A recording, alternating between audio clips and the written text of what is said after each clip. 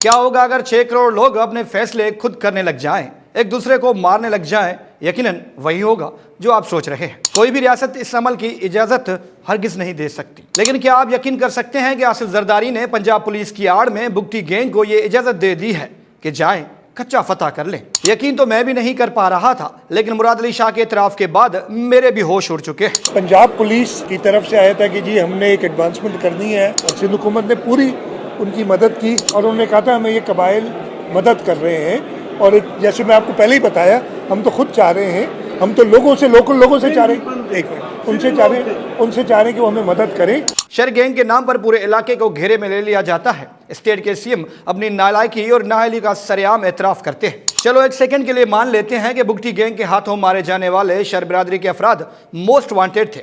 उन्हें पकड़ना, अदालतों में पेश करना किसकी जिम्मेदारी थी? फर्ज करें यही बुगटी पूरे इलाके के लोगों को होस्टेज बना के रख देते तो फिर क्या होता? फिर हुकूमत उन्हें कंट्रोल कैसे करती? यहाँ दो चीजें हैं, या तो हुकूमत सिंध नालायक और नाअहल है, या फिर जानबूझकर यह खेल खेला जा रहा है ताकि माहौल खराब कर दिया जाए कि किसी के कंट्रोल में कुछ भी ना रहे।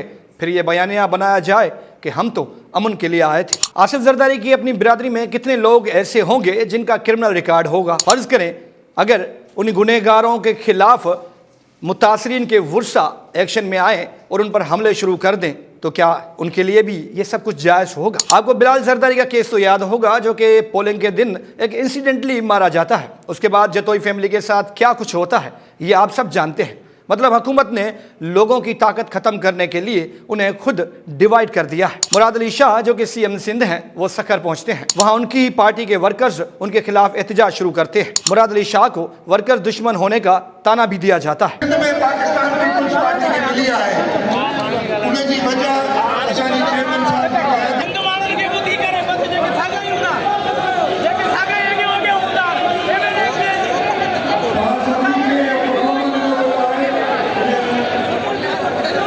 क्योंकि पेड मीडिया का दौर है, किसी भी टीवी चैनल और अखबार को यह इजाजत नहीं होती कि वो पीपल्स पार्टी के खिलाफ एहतजाज या और कोई खबर चलाए। अगर कोई इदारा ऐसा करता है तो फिर उसका सरकारी बिजनेस बिल्कुल बंद कर दिया जाता है। सारा दिन जमहूरियत के बोल बच्चन देने वाले पीपल्स पार्टी के लीडरान ये बर्दाश्त नहीं कर पाते कि कोई उनके खिलाफ बात करे। आम इंसान को तो छोड़े, अगर किसी अपोजिशन जमात के लीडर ने कुछ सवालात पूछ लिए और वो फीड टीवी चैनल पर चल गई तो फिर टीवी चैनल के मालकान पर शामत आ जाती है। अब आते हैं शर और बुगटी तनाज़े पर। मुराद अली शाह ने एक गैर कानूनी और रियासत के खिलाफ उठाए जाने वाले इक़दाम की हिमायत की और बुगटियों को लोकल एलिमेंट का दर्जा दिया। अब सब जानते हैं कि बुगटी बलोचिस्तान से आए थे, किसी दूसरे सूबे के लोग कैसे लोकल्स को टारगेट बना सकते हैं? मुराद अली शाह ये एतराफ़ करते हैं कि पंजाब पुलिस को हमने इजाज़त दी है कि वो घोटकी के कच्चे में ऑपरेशन करें, मकामी लोगों की मदद लेना गलत नहीं है। सीएम के इस बयान पर मैं हैरान हूं। अगर मुराद अली शाह को क्रेडिट लेने का इतना ही शौक था तो वो सिंध की पुलिस से ऑपरेशन करवाते।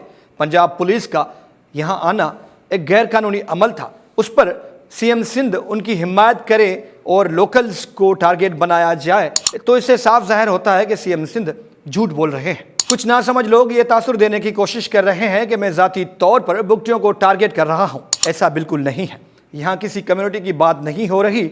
सवाल सिर्फ इतना है कि कानून और आइन किस बला का नाम है? हम इंसान हैं और इंसानों के कुछ कवानीन होते हैं।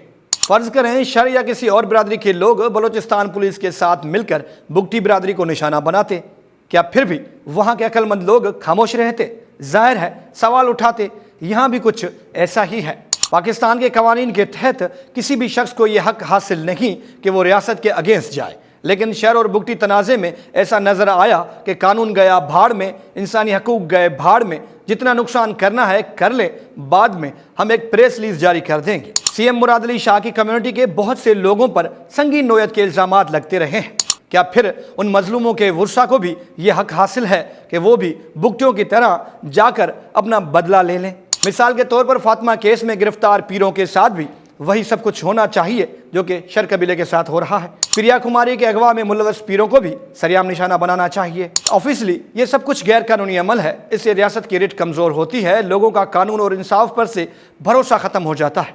तो फिर मुराद अली शाह साहब, आप कुछ कर नहीं सकते तो कम से कम लोगों से झूठ तो ना बोलें। जिस तरह से सिंध हुकूमत यू टर्न लेती है उससे साफ जाहिर होता है कि ये हुक्मरान कितना संजीदा है, अवाम से किस तरह से झूठ बोलते हैं। अगर सच में मुराद अली शाह सिंध में अमन अमान की सूरत हाल बेहतर बनाने के लिए इतने ही सीरियस होते तो आज सिचुएशन कुछ और होती।